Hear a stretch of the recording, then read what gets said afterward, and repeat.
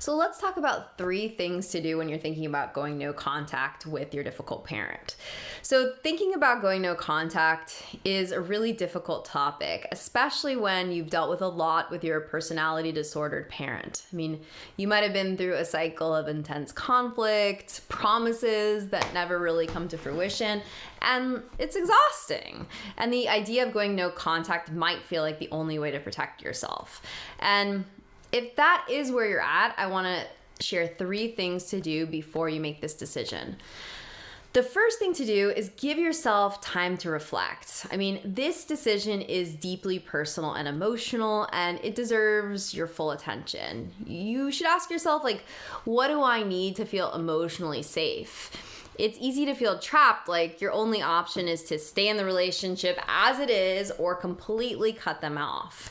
But there are a lot of possibilities, and maybe it's boundary setting or reducing contact or deciding which parts of your life you'll share with that person. No contact is just one of the options, and there's a choice here that can feel healthiest to you. One example that comes to mind for me is there are definitely subjects that I don't talk with my mom anymore. For example, I don't really talk to her about my work much. She doesn't really ask me, and I don't really talk with her about it. Another thing is my romantic relationship, right? Where that's a topic that maybe you might talk about with your parent normally, but I really try to share as little as possible. And again, it's now rare over time that she asks me about it. So I think that's one example of really changing the nature of the relationship to be less close, but without it really being cruel. The other thing I want to talk to you about in regards to this is really being intentional about who you talk about this decision with. That's why I want to talk through this with you, is because I feel like it's a very volatile topic about contact versus no contact. I feel like whatever side of the fence people on, they're very firm about what they think about it. But this is one of those topics where it would be best to talk about it with a therapist or a coach or in someone who has a specialty in this, because of the fact that a lot of times you could go to your friend who really doesn't know what it's like to have a personality disordered parent or a difficult parent and could tell you something like, oh, you're making too much of it, which would be invalidating. Or you could go to that friend that totally does understand, but you could catch them on a really bad day and they could be giving you advice based on their own life experience, which is just cut her off. But no 2 situations are the same regarding this. So really, this is one of those things that it is better to seek out some sort of person with expert level or professional advice that could give you an unbiased opinion. So the third thing to do is to begin boundary setting right away, even before you've made your final decision. Start thinking about small and actionable ways that you can protect your emotional safety. For example, if you're heading into the holidays and your parent is pressuring you to attend multiple gatherings, you might decide to just attend one. Or none, but we're just saying there are many possibilities that aren't going from 0 to 100. And a past version of you might have felt guilty, like you were failing if you didn't go because you're the good child.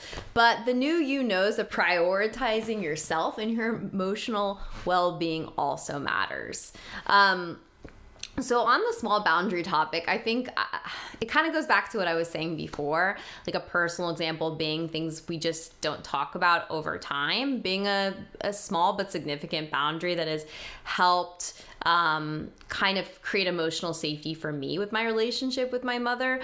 I also sense now the expectation isn't that we spend multiple days together. Now the expectation over time is maybe we just go to lunch or a short visit. And again, that's not because I don't want to spend more time with her. Just for the record, I want to be very clear in all this contact. This is not to vilify any parent, just because it's a way that I can show up and be a better version of myself and not lash out. And it also seems like over time, it's also something that my parents can respect. They're older now and they are on a different schedule and want to do different things, and that is okay. And I think that with narcissistic parents, one of the things that's really hard is they try to make you their friend, but also they have this power dynamic over you, which is why it often feels like we're walking into a trap when we're dealing with them. So just to review with you, these are 3 steps that you can take: reflecting on your needs, seeking wise support, and starting with small boundary setting.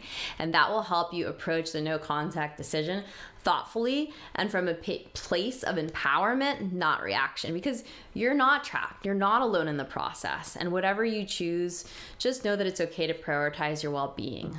So if you're feeling overwhelmed by this decision, take a breath. You don't have to figure it all out today. Just start with these steps and know that I'm here, and there are a lot of resources out there that can help support you every step of the way. And remember, this isn't a moralistic decision. That's the thing that, at least for me as a person that has family-oriented values, that comes to mind is you are not a good person if you maintain contact, and a bad person and a bad daughter, a bad son if you do this. We are really reframing this to be like, we are trying to take care of you. And if you cannot take good care of yourself, if you cannot be in a good emotional place, having contact with them, then it really doesn't help anyone to keep trying. And especially when the cost is your own emotional health.